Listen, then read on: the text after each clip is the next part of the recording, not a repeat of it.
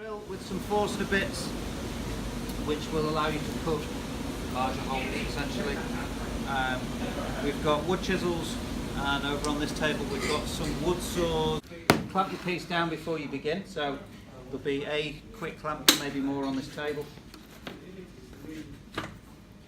Clamp them down. Use your free hand to support as well, to stop things from coming off the table or moving. Put your goggles on, and then there's a variety of different sized Forstner bits in here. So you'll see they've got a point in the middle, so use that point to stabilise the drill with, rest it in place. You can just start by just touching the trigger so it runs a little bit slower whilst you just get a bit of purchase on the material, and then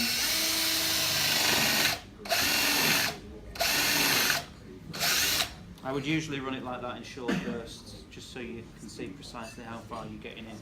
It also gives you time for, you can see these bits in here, they sometimes get the wood dust gathering in them, and then it doesn't cut so accurately. Particularly we've got one of these on the pillar drill, and when you're doing it on the pillar drill, take it down, lift it out, take it down, lift it out, and it clears all that dust, because all you're doing is pushing it in, and it won't be as efficient. You're going to keep taking it in and out. So you can feel free to play with these different sizes.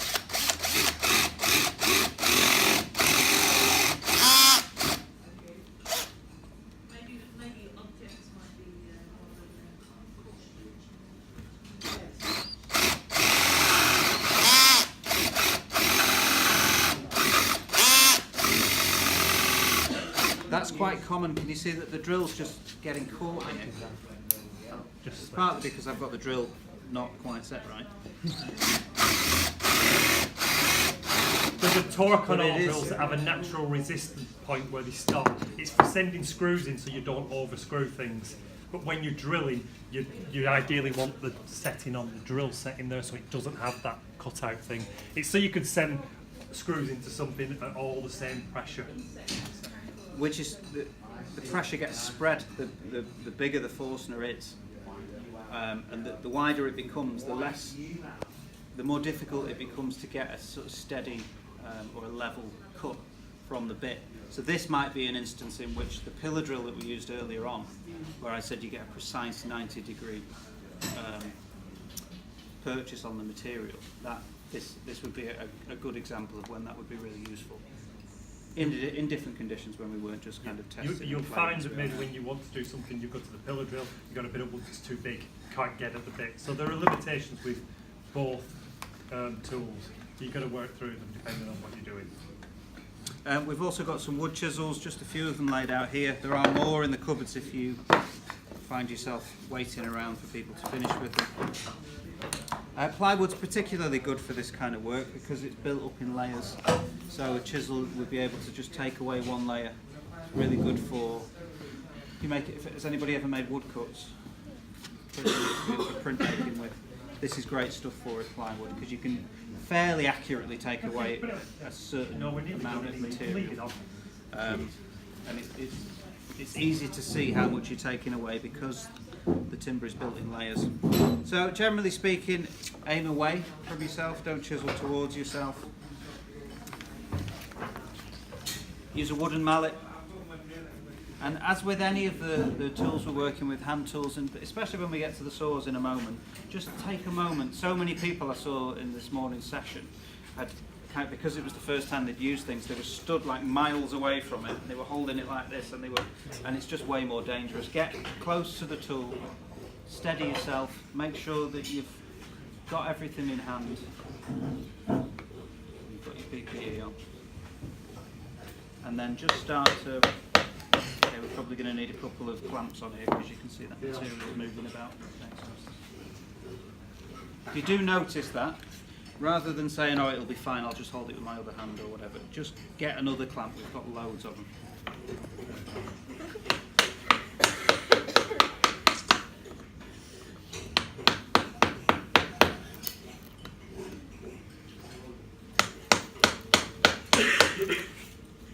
So you can be specific. You can mark things out first by chiseling straight down, just a small amount, and almost making drawings with the chisel, and then coming back and taking,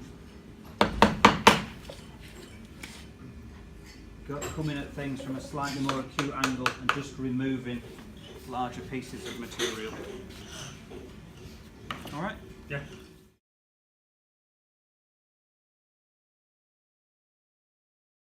A couple of different sorts of saws, just your standard wood cutting saw, which we'll use to cut right through blocks of wood, and then we've got a tenon saw here, which is a much finer tooth, more accurate, and usually used for making joints and things like that in woodworking. So you be careful to position yourself. I can cut off this saw, put it so it's overhanging the desk. I'm right-handed, so I can still get enough purchase on that, and I can still do my cutting through there, so I'm not catching anything. I'd be comfier if I went at that end, maybe, so it's on my right-hand side, but you can't always get access to somewhere like that. When you're doing it, start the cut by doing a few little nicks to get a groove going. Don't just go straight at it because you'll slip everywhere. And you're looking at about 45-degree angle for the saw. Now, you're pushing into the wood, and you can pull back a bit more gentle, but on the push down, you want to push as hard as you can, and try to use the full length of the saw.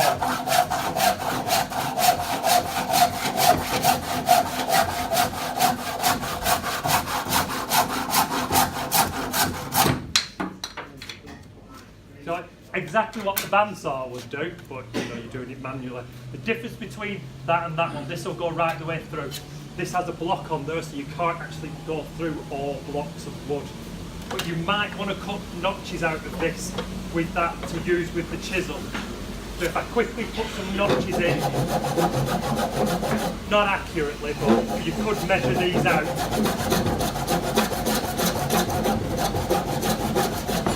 So if I wanted to cut a section of this out with a chisel,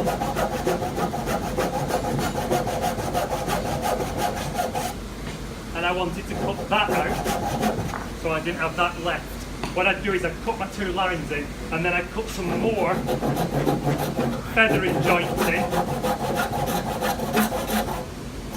So it makes it look a little bit like a comb, like teeth on a comb. And what you're doing with that is it means that the chisel will find it much easier to cut through tiny little bits than it will a solid block. So it's less likely to splinter, and you'll find it easier to work with. Now, if you've got certain blocks of wood you want to do this on, this motion, we could do this on the bandsaw, exactly the same, just feed it in and out several times. But that's partly the thing with today. There's multiple ways of doing these things, and it's worth trying all of them.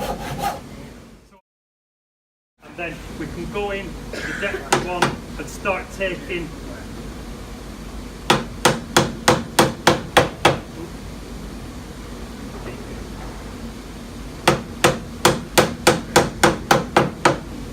this is very blunt, this one.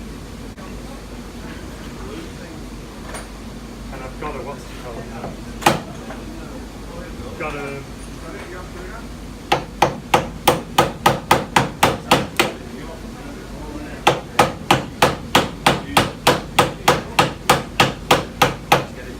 so you could start cutting away. One of the things I'm finding difficult with getting right through though is, can you see just at that point, that round dot, that's a knot spiralling out from there with another one going that way. When you get a knot, you get really dense wood. So if I knew I wanted to cut a joint at a piece, I'd probably cut that whole knot off there. If I don't have anything, and start afresh. You find that it's too hard because the chisel should just go straight through it, but you've got 1, 2, 3 knots going through that bit. So the wood's going in 3 different directions. So sometimes it's a matter of looking at what you've got. Particularly if you're bringing anything in, say recycled materials that you might want to work into a sculpture, you have to check whether there's screws, nails, staples, those sorts of things in before you run them through any machine. Because if you put them on a machine and there's a screw right through and it's only a wood cutting blade, then you're going to damage the machine, potentially hurt yourself. So always inspect your wood when you're working with it.